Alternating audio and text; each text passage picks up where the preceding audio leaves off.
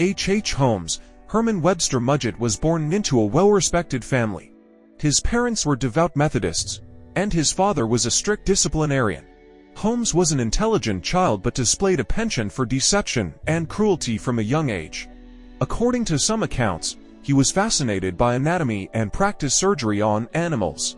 Holmes attended the University of Vermont at Burlington at 18, but was dissatisfied and left after a year. He then enrolled in the University of Michigan's Department of Medicine and Surgery. During his medical training, Holmes would steal cadavers, disfigure them, and claim that they had died accidentally to collect insurance money.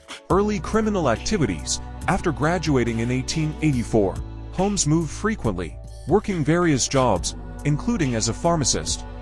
His charm and intelligence allowed him to manipulate and deceive people easily. He married Clara Lovering in 1878, but the marriage was troubled, and he abandoned her and their son. He later married Myrta Belknap in 1887, without divorcing Clara, committing bigamy. Holmes's criminal activities included insurance fraud, scams, and petty theft. He used his medical knowledge and charm to swindle people out of their money. He was also suspected of several disappearances and murders, though he managed to evade significant suspicion during these early years. To Murder Castle. In 1886, Holmes moved to Chicago and began working at a pharmacy in Englewood, a suburb of Chicago. When the owner mysteriously disappeared, Holmes took over the business. He purchased an empty lot across the street and designed a 3-story building that would become infamous as his Murder Castle. The building was a labyrinthine structure with soundproof rooms, secret passages, trapdoors, and a basement equipped for torture and murder. It also had gas jets controlled from Holmes's office, allowing him to asphyxiate his victims at will. The upper floors contained guest rooms and apartments that Holmes rented out, primarily to young women. Holmes hired and fired several construction crews during the building's construction to ensure that no one understood the building's full layout.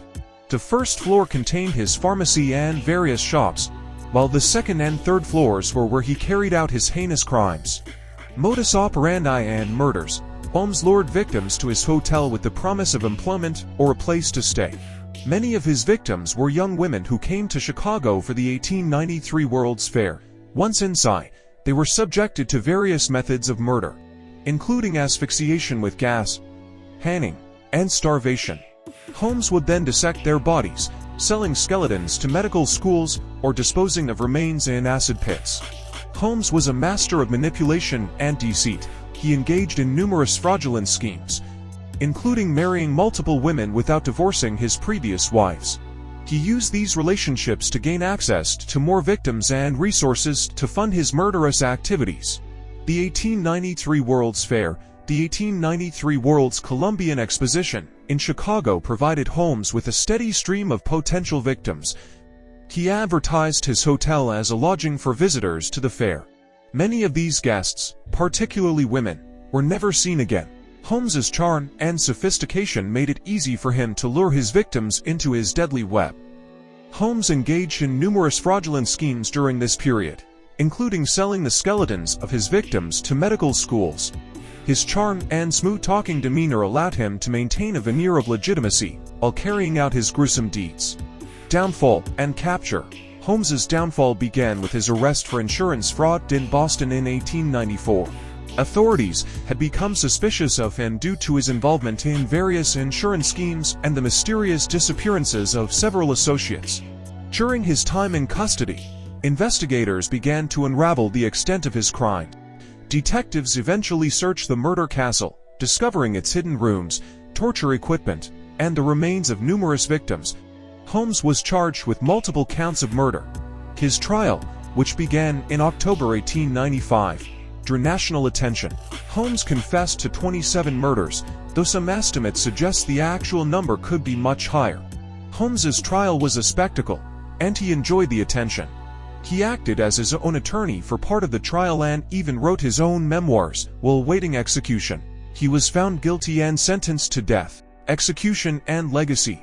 H. Holmes was executed by hanging on May 7, 1896, at Moyamensing Prison in Philadelphia. His final words were a declaration of innocence regarding the murders he had been convicted of, although he had confessed to many others. Holmes's legacy. that of a master manipulator and one of history's most prolific serial killers. His murder castle became a symbol of his macabre genius, and his story has fascinated criminologists, historians, and the public for over a century.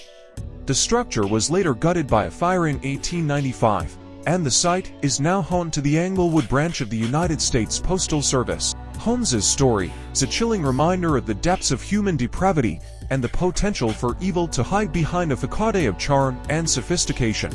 His life and crimes have been the subject of numerous books, documentaries, and fictionalized accounts, cementing his place in the annals of American criminal history.